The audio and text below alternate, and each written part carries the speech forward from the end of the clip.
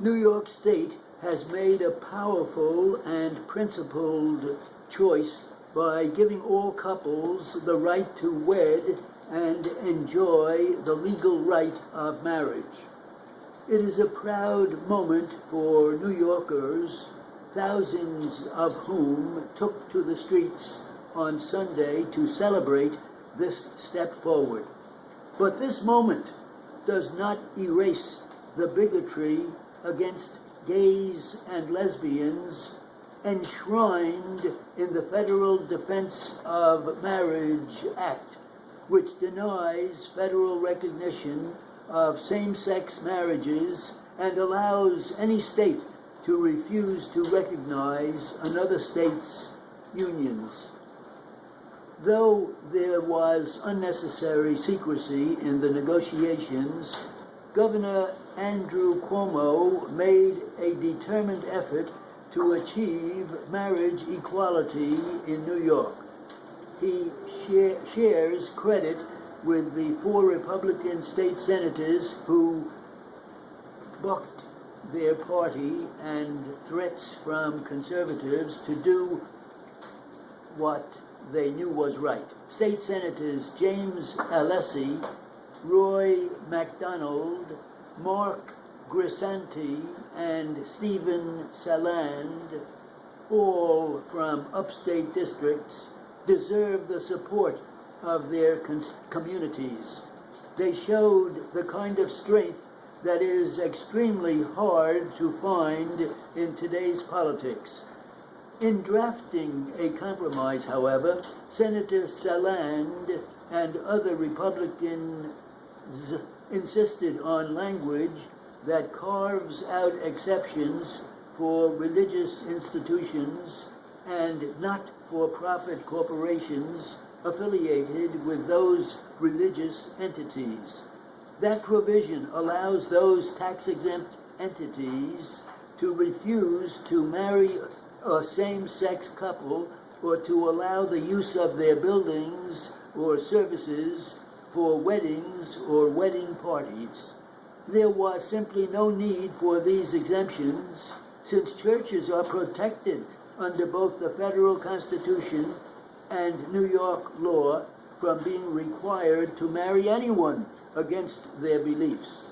Equally troubling, an inseverability clause in the Act appears to make it impossible for any court to invalidate part of the law without invalidating the whole law, raising questions about what happens to couples during an appeal. While some civil rights advocates are optimistic that these provisions are relatively minor, we are deeply troubled by their discriminatory intent. The whole purpose of this law should be to expand civil rights without shielding other protections in the process. The marriage equality law was such a powerful finale to this year's legislative session that a few other important measures may be relegated to the footnotes.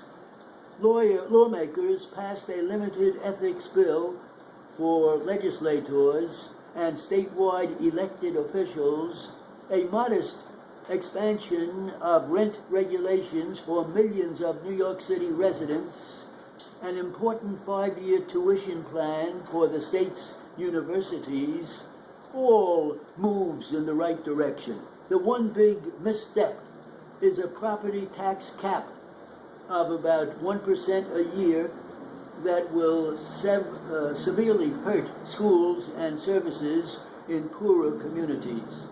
This legislative session will be remembered for New York's acceptance of same-sex marriage, a milestone in the national fight for this fundamental freedom. 5 other states, along with the District of Columbia, allow same-sex couples to marry, but more than 3 dozen states define marriage as between a man and a woman. For gays and lesbians, the battle for freedom from discrimination continues.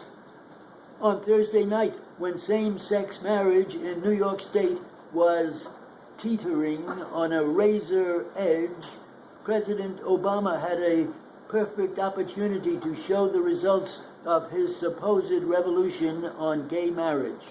Unfortunately, he did not take it, keeping his own views in the shadows. The next night, the Republican New York State Senate, of all places,